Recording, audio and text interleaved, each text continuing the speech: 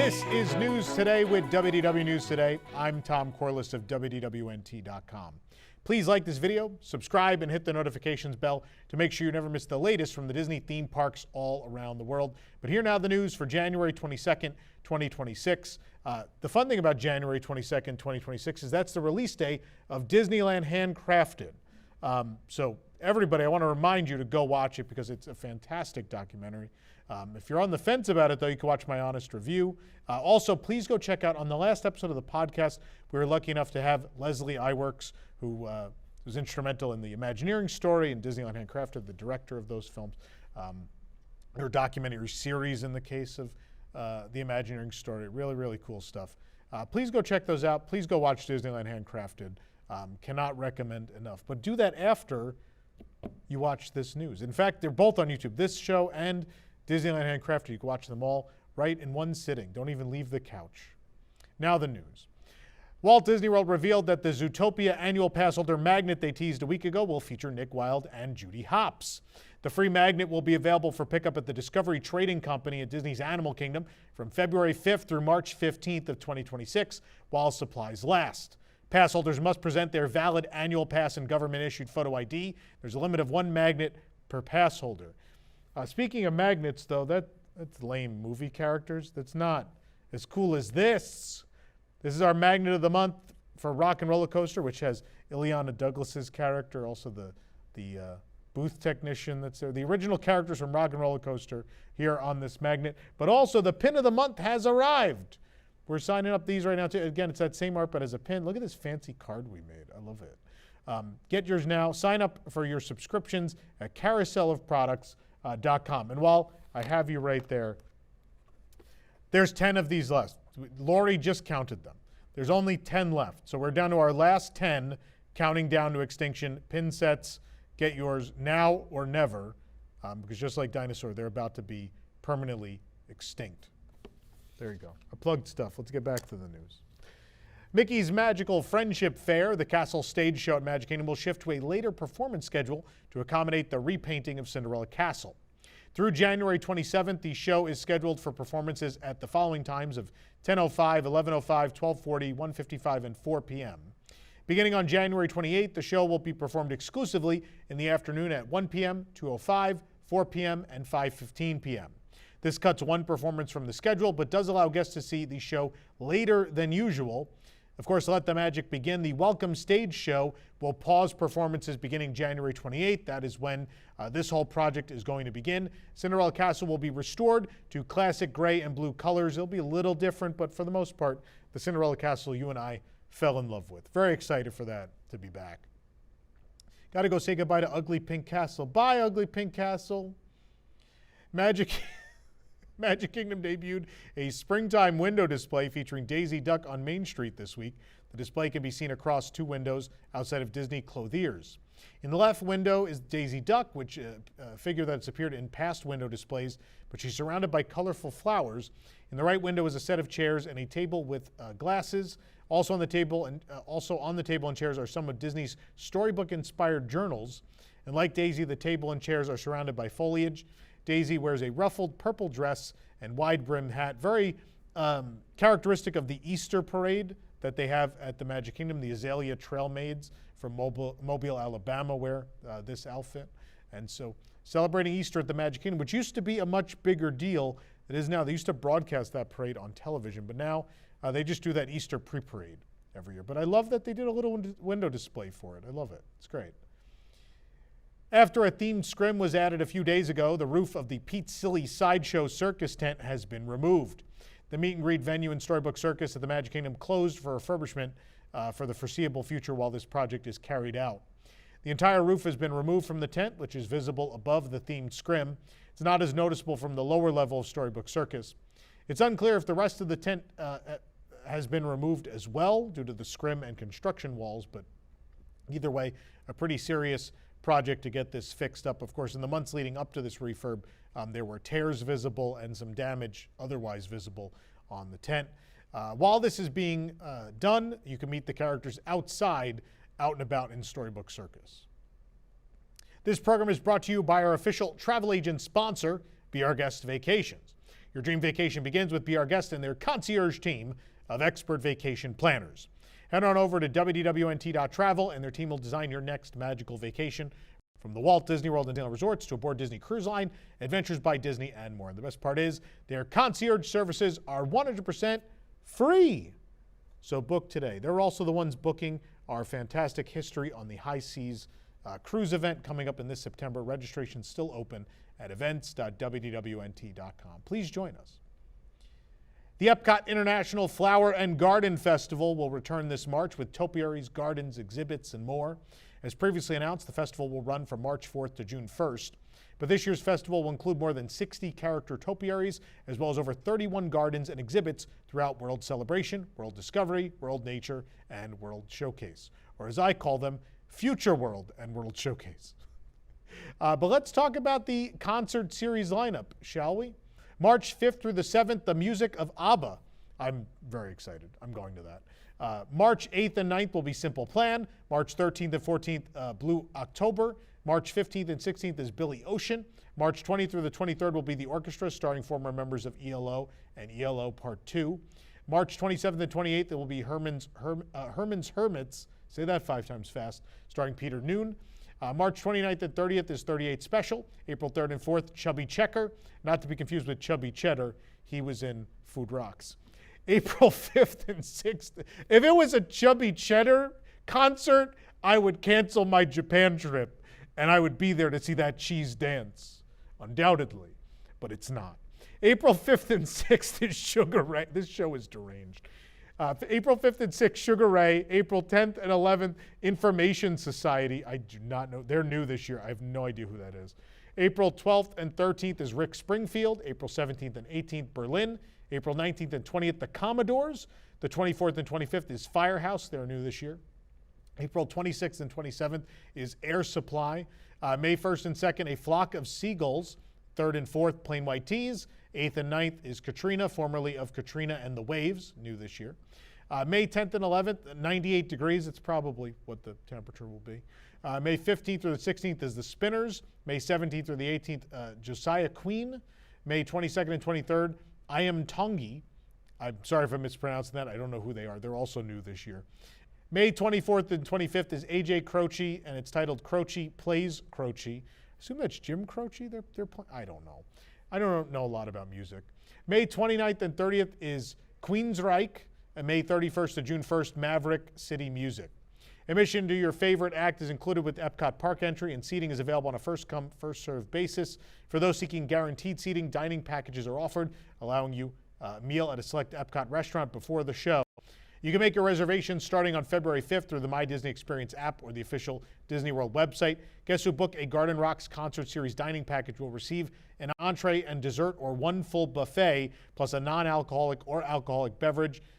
Spice Road table, the package includes 2 small plates, shared tagine, shared dessert platter, and 1 non-alcoholic beverage, 1 guaranteed seat per person of the Garden Rocks Concert Series, held the same day as your dining reservation is what else you get. Returning to Epcot's Flower and Garden Festival as well are the outdoor kitchens, including brand new dishes. The Garden Graze food stroll will be back as well, and you can follow Spike the Bee across Epcot's gardens in the scavenger hunt adventure and search for character-themed eggs as well, hidden throughout World Showcase during the limited time egg extravaganza.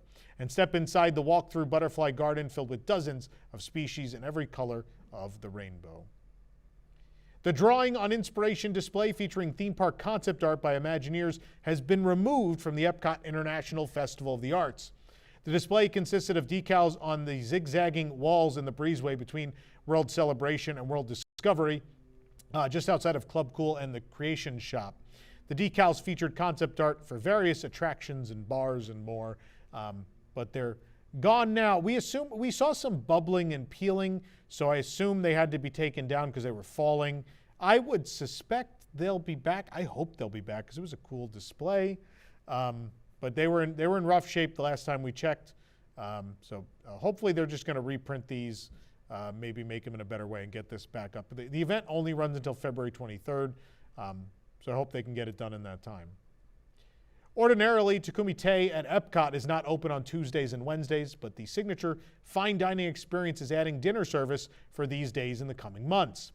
Starting at the top of the month, it appears that Takumi-Tei will offer dinner service on, again, Tuesdays and Wednesdays in March. The 7-course omakase tasting fixed meal is served from 4:30 p.m. to 7:30 p.m. nightly. I like this experience. We had a good time. It's a little expensive, but nonetheless, it's nice that there are more days of the week in which you can experience it. The Disney's Hollywood Studios Toll Plaza may be seeing some changes in the near future. Walt Disney Imagineering has filed a permit for general construction at the plaza. Imagineering usually handles updates to experiences and theming rather than routine maintenance, which would be under the purview of Facilities Asset Management, or FAM. The permit lists general contractor PCL Construction Services. PCL has also been contracted for work in the former Muppets Courtyard, soon to be Monsters Inc. land Monstropolis at the park. What are they doing? We don't know. We have no idea. Is it a signage change? Are they changing theming? Is this to facilitate some change in the direction of parking flow? Who knows? We'll have to wait and see. Our new catchphrase. Glasses from the former MuppetVision 3D at Walt Disney World were spotted in use at another attraction in Disney's Hollywood Studios. On a recent visit to the park, we spotted the familiar frames in the queue of Toy Story Midway Mania. They were mixed in with the standard orangey yellow glasses that are offered for Toy Story Mania, but mixed in, again, there are those purple 3D glasses, and a lot of them. It wasn't just a handful. Very clearly, this is on purpose that they're doing this. The purple frames were only used at MuppetVision 3D as of late. Other 3D shows and attractions typically have this yellowish one. Mickey's Filler Magic also has the yellow 3D glasses too, so these are definitely from MuppetVision.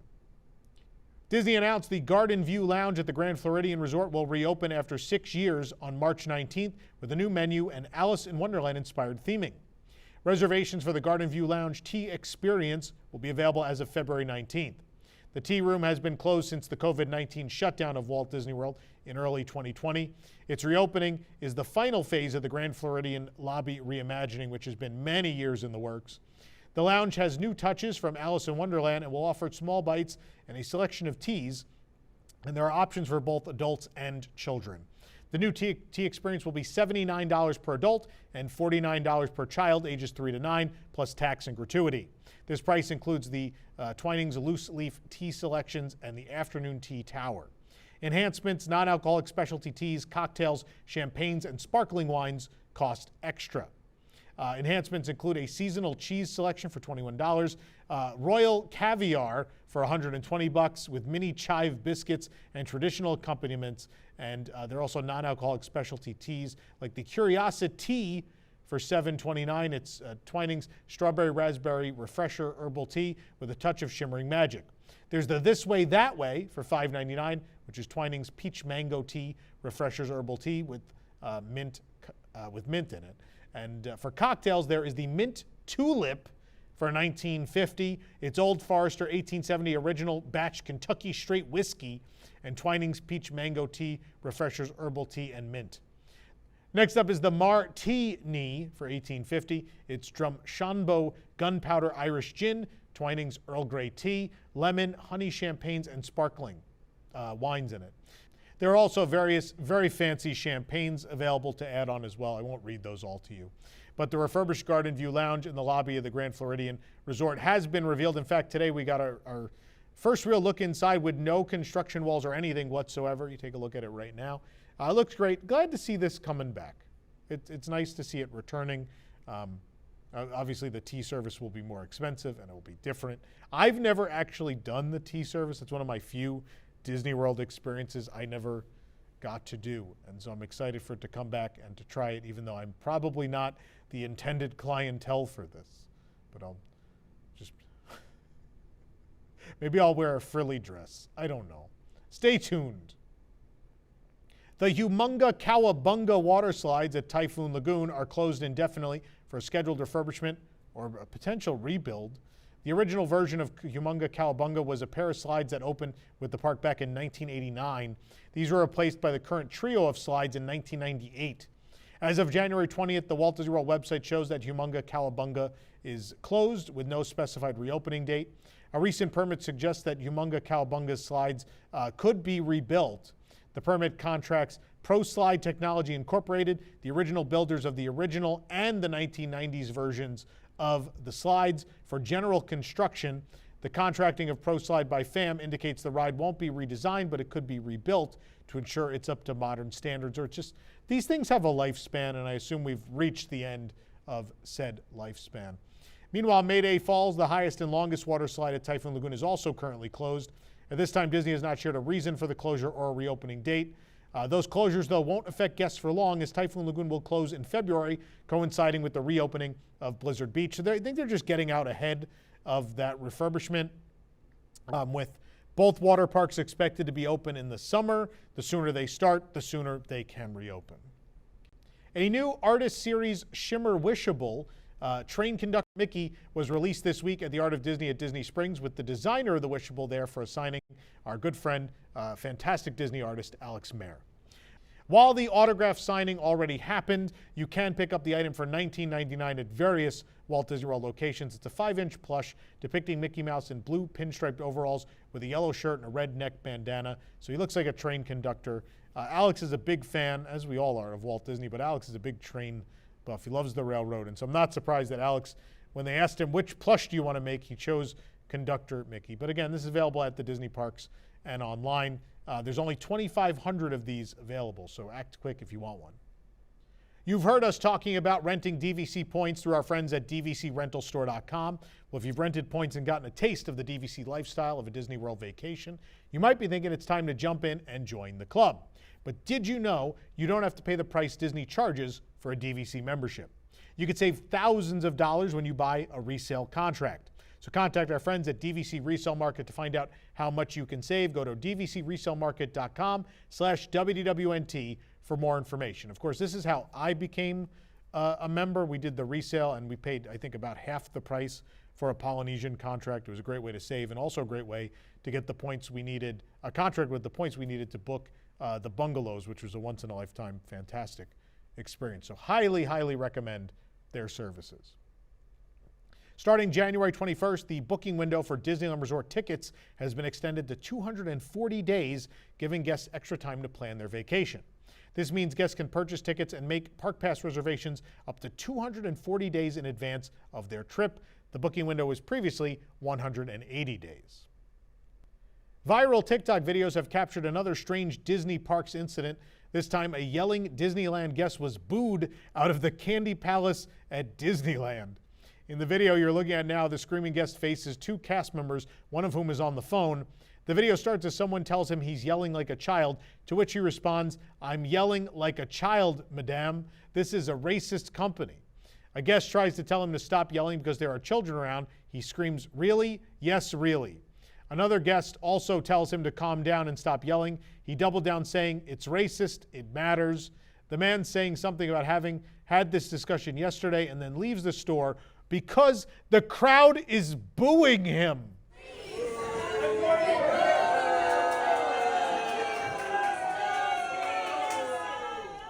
User Mama Boots, who I love reading usernames, who posted the video, called it a nuddle crash out,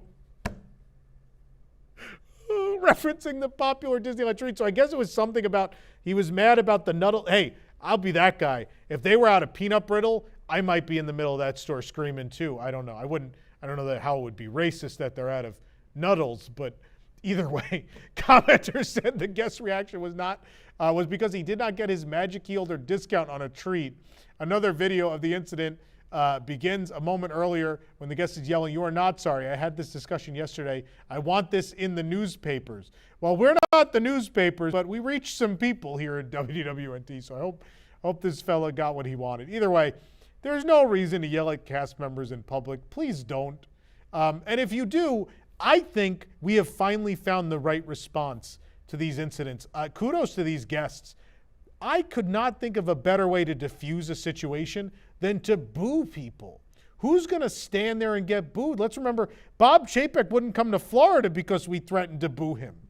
So, man, no one wants to get booed. If you see people about to fight at a park or yelling at cast members or whatever, just start booing them.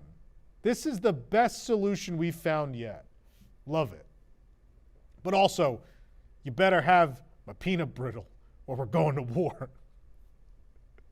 Star Wars Rise of the Resistance and Oga's Cantina at Disneyland are both currently closed ahead of the timeline shift in Galaxy's Edge. Some of that's related to that, and some of it's not.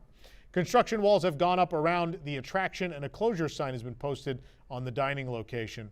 Various theme signs that read "Access Denied" block the access points to Rise of the Resistance. Green scrim also surrounds the area. The ride has been closed since January 20th. There is no official reopening date just yet, but as the Disneyland calendar continues to expand into March, we're still seeing that closure listed. Oga's Cantina is also closed for refurbishment. A sign on the door reads, "Closed for repairs from excessive Life Day celebrations." That also closed on January 20th. No official reopening date, but of course on April 29th, we're going to have that timeline shift, at least in the marketplace area, the Black Spire Outpost of Star Wars Galaxy's Edge. And that will affect the storyline of Oga's. So we would assume maybe there's some new propping or something going on at Oga's. As for Rise of the Resistance, they have said, Disney specifically told us there are no plans to change anything in Rise of the Resistance. This is a necessary maintenance closure. They had a lot of problems with the elevators, one of the elevators in the attraction for the last several months, and they're finally getting in there. It's apparently the ride's been down some capacity because of this, and they were just waiting for the time to be right to close the ride and fix it up, and now we are in that time. But again, the timeline shift is coming April 29th, and Oga's and Rise should both be back by then. An entire boat of guests, including children, walked off of Pirates of the Caribbean after being stuck on the ride at Disneyland. The video was taken from the queue where those waiting to ride the attraction are next to the guests that are waiting to unload from the boats. It's unclear how long the guests had been waiting before they decided to just simply step off the boat and exit the building. Because of their location, they were able to easily step out of the boat and into the standby queue without getting wet or having to walk very far. It appears at least 5 or 6 guests participating in the evacuation of the ride. Speaking of things you shouldn't do, don't get out of rides and go into areas you're not supposed to go into. Don't do that. These rides have a lot of mechanical parts, and it's super dangerous. So for your safety, stay in the boat until someone tells you otherwise. Crews have added more white framing to the new Canopy in Avengers Campus, bringing it closer to completion. The Canopy will connect the new rides of Avengers, Infinity Defense, and Stark Flight Lab. In the past week, crews have been adding more framing, filling in more of that structure. But during our recent visit, crew members were actively installing a piece that had just been lowered into place by the crane. There is still a gap in the right side of the canopy. More framing will be added over the next few weeks, and of course, we will meticulously cover all of this construction. For reference, here's the concept art of the entrance to Avengers Infinity Defense. The canopy will not only be out there, but it'll be part of the roofing for the Stark Flight Lab attraction as well, which will be on the right of that other ride. The mountain range of Grizzly River Run at Disney California Adventure is being refurbished during the Water Ride's annual closure. Grizzly River Run closed earlier this month and does not yet have a reopening date. It looks like part of the refurbishment work will be extensive maintenance on the rocky facade of the structure. There's scaffolding wrapped in beige scrim all over this side of the mountain. Work could include resculpting and repainting as needed. We don't really know what they're doing under there, but work is underway. FLOS V8 Cafe at California Adventure has refreshed its menu with several new items in Cars Land.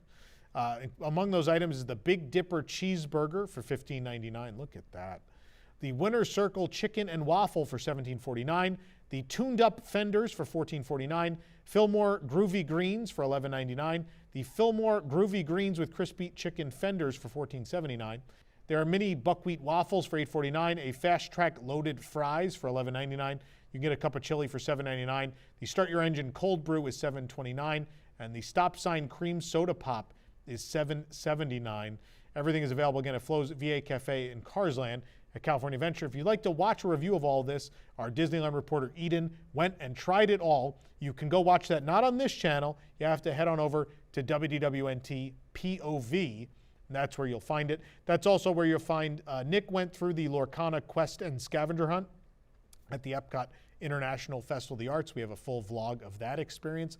And of course, our hour and a half where we try every single new item at the Festival of the Arts. That's all over there at WDWNT POV right here on YouTube.